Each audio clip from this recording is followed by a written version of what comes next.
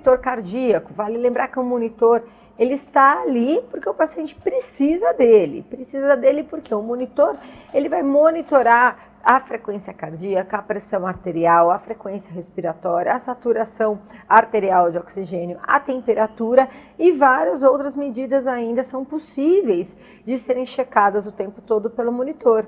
Por exemplo, pressão venosa central e várias medidas, né? A capnografia, né? Então, tudo isso faz com que a gente possa ter ali em tempo real o que está acontecendo com o organismo desse paciente. Então, é como se ele fosse uma foto, no melhor, um filme ao vivo do que está acontecendo com o paciente, né?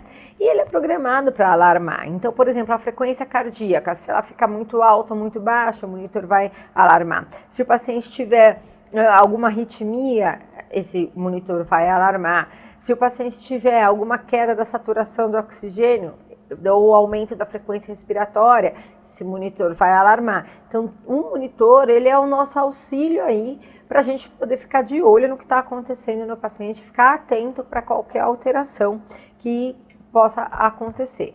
Então, é como vocês podem ver, olha, lembrar que geralmente no monitor cardíaco a gente tem os traçados do eletrocardiograma. A gente tem um número maior, geralmente em verde, a frequência cardíaca, geralmente ali no canto direito do monitor cardíaco, ali do superior direito. Embaixo a gente tem a pressão arterial sistêmica não invasiva, vista aqui pelo esfigmo. Aqui a pressão venosa central, geralmente em azul.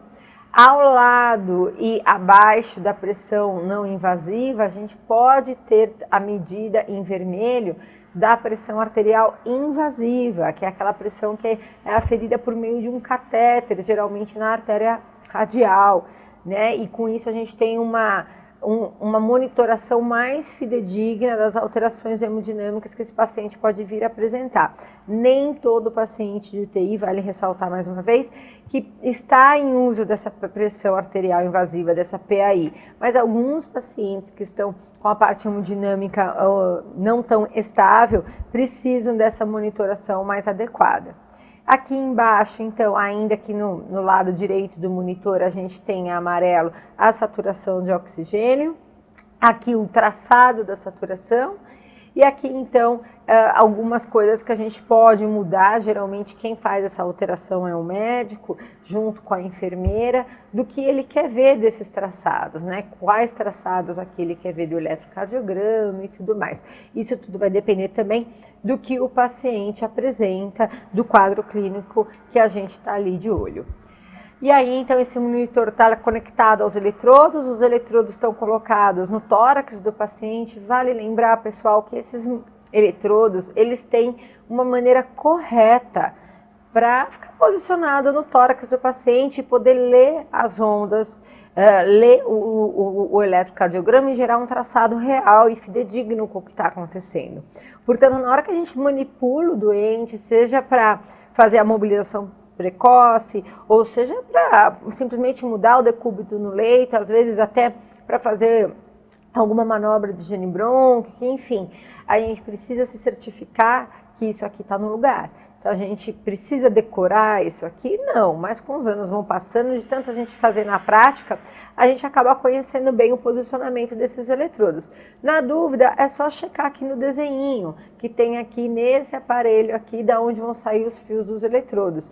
Então o canal vermelho deve ficar aqui, na altura do átrio direito, representando aí, né, o átrio direito.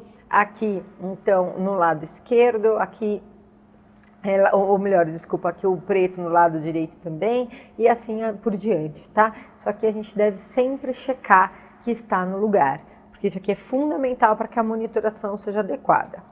Outra coisa importante que vale a pena a gente observar também é a questão das bombas de infusão. A gente pode mexer nas bombas de infusão? Não. Nós, fisioterapeutas, não temos o porquê ficar manipulando, mexendo numa bomba de infusão. Muito pelo contrário, isso não é da nossa prática clínica, então a gente não deve ficar mexendo nelas, até mesmo porque elas são muito frágeis e qualquer balançar, qualquer impacto nelas, elas já apitam enlouquecidamente. E às vezes até a questão do fiozinho que sai delas para levar, né, o medicamento ao paciente, pode estar um pouquinho dobrado, impedir a infusão adequada desse medicamento, porque você colocou a grade da cama num posicionamento que amassou esse fio. Ela já vai apitar. Então, é um aparelho extremamente sensível, que deve estar muito bem posicionado ao lado do paciente e que a gente deve prestar muita atenção na hora que estamos ali à beira do leito manipulando o paciente. Então, tomar muito cuidado. Temos que ficar de olho para ver o que ela está infundindo para o paciente, para a gente ter uma noção de quais medicamentos esse paciente está tomando, uma vez que esses medicamentos podem trazer efeitos do ponto de vista neurológico, né? Alguns pacientes podem ter alteração do nível de consciência por estar tomando um analgésico associado a um sedativo, então eles estão lá sedados. A gente pode ter um paciente no uso de um determinado medicamento para poder fazer com que esses pacientes não tenham hipertensão. Então, ele está tomando um antihipertensivo. Isso vai influenciar as nossas condutas. Então, é importante a gente olhar a bomba de infusão para saber quais medicamentos elas estão levando para o paciente, né?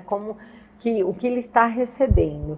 E por conta disso, a gente pode ter alterações importantes do ponto de vista hemodinâmico, circulatório, que aí pode influenciar diretamente no nosso atendimento, na escolha da nossa conduta.